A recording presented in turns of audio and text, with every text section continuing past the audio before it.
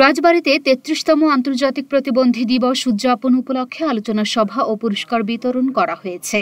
মঙ্গলবার জেলা প্রশাসকের সম্মেলন কক্ষে জেলা প্রশাসন, জেলা সমাজসেবা কার্যালয় ও প্রতিবন্ধী সেবা ও সাহায্য কেন্দ্রের যৌথ আয়োজনে এ উপলক্ষে আলোচনা সভা অনুষ্ঠিত হয়।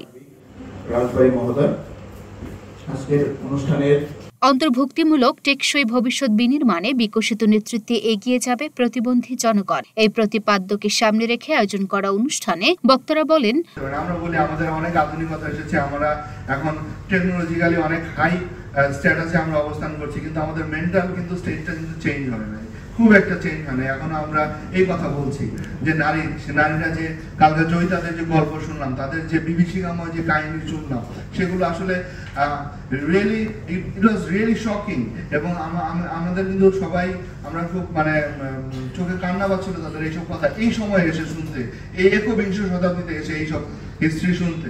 বা এগুলো কিন্তু বাস্তবতা, এই বাস্তবতা এই সমাজ থেকে আমরা যদি প্রতিবন্ধী বাচ্চাদেরকে যদি আমরা সুস্থ সমাজ গঠন করতে চাই, আমরা যদি সুস্থ সন্তান পৃথিবীতে আনতে চাই, সমাজটাকে সুস্থ করতে হবে, সমাজের সবাইকে সুস্থ মেন্টালিটি নিয়ে থাকতে হবে। আমরা যদি একজন অসুস্থ থাকি, আপনার পরিবারে যদি একজন অসুস্থ থাকে, তাহলে পরিবার কিন্তু সুন্দর থাকবে না। ঠিক তেমনই সমাজের যদি একটা পার্ট অসুস্থ থাকে, কিন্তু সুন্দর সমাজ হবে না। দেশের একটা সমাজ যদি অসুস্থ থাকে, একটা সুন্দর দেশ হবে না। তাহলে সুন্দর দেশ গড়তে গেলে আমরা সবাইকে কিন্তু সুস্থ হতে হবে। অনুষ্ঠানে আরো বক্তব্য রাখেন civil surgeon doctor Mohammad Ibrahim Titon, অতিরিক্ত পুলিশ সুপার ও জেলা সমাজসেবা অধিদপ্তরের উপপরিচালক। বেলজিয়ামে একটি খনি দুর্ঘটনা ঘটে, সেই খনি দুর্ঘটনায় প্রায় ৫,০০০-এর উপর মানুষ সেখানে মারাত্মকভাবে তারা আহত হয়, শারীরিকভাবে তারা ক্ষতিগ্রস্ত হয়, অনেকে মানসিক ভারসাম্যহীনতার শিকার হয়।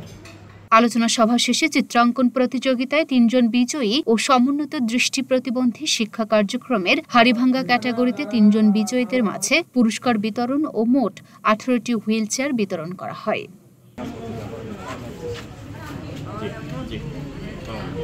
লুনা আফরোজ, নিপাল, ঢাকা পোস্ট।